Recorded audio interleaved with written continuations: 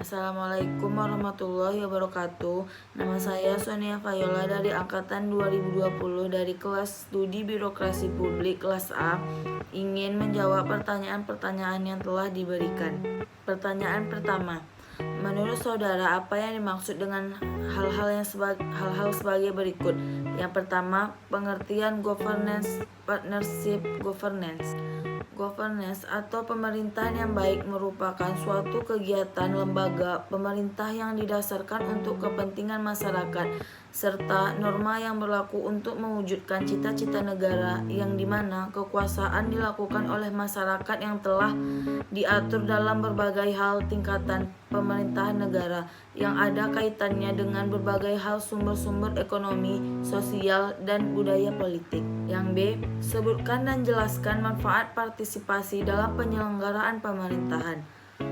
Adapun manfaat partisipasi yaitu bahwa sesungguhnya rakyat sendirilah yang paling paham mengenai kebutuhan sehingga antara rakyat dan pemerintah tidak terjadi masalah.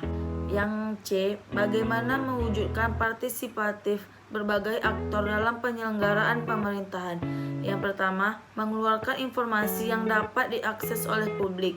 Yang kedua, menyelenggarakan proses konsultasi untuk mengenali dan mengumpulkan masukan-masukan. Yang ketiga, mendelegasikan otoritas tertentu kepada penggunaan jasa layanan publik. Pertanyaan nomor 2. Sebutkan pengertian transparansi dan indikator yang digunakan untuk menilai penyelenggaraan pemerintahan yang transparan dan akuntabilitas. Transparansi adalah prinsip yang menjamin akses atau kebebasan bagi setiap orang untuk memperoleh informasi tentang penyelenggaraan pemerintahan dan kegiatan lainnya, yakni informasi tentang proses pembuatan dan pelaksanaan serta hasil yang dicapai. Indikator yang digunakan untuk menilai penyelenggaraan pemerintah yang transparan dan akuntabilitas yaitu yang pertama transparansi, yang kedua partisipasi, yang ketiga akuntabilitas, yang keempat koordinasi. Pertanyaan nomor 3. Sebutkan dan jelaskan urgensi perlunya perbaikan birokrasi.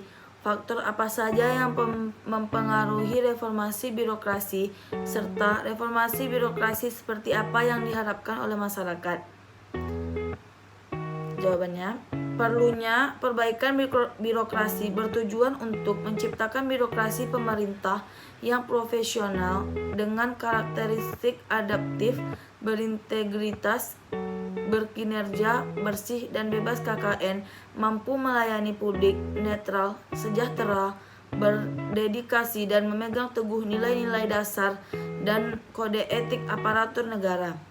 Faktor yang mempengaruhi reformasi birokrasi. Yang pertama, kemauan dan komitmen politik yang kuat, mulai dari pimpinan tertinggi sampai dengan tingkat terendah. Yang kedua, kesamaan persepsi dan tujuan. Yang ketiga, konsistensi dan berkelanjutan, karena reformasi birokrasi merupakan proses panjang dan berkelanjutan. Yang keempat, ketersediaan dana atau anggaran untuk melaksanakan program dari kegiatan reformasi birokrasi dan peningkatan kesejahteraan pegawai. Yang kelima, dukungan masyarakat berupa partisipasi masyarakat dan sistem kontrol dari berbagai unsur masyarakat. Reformasi birokrasi yang diharapkan masyarakat. Pertama, pelayanan memenuhi apa yang dibutuhkan oleh masyarakat. Yang kedua, perlakuan yang baik dari petugas pelayanan. Yang ketiga, bertanggung jawab atas kesalahan.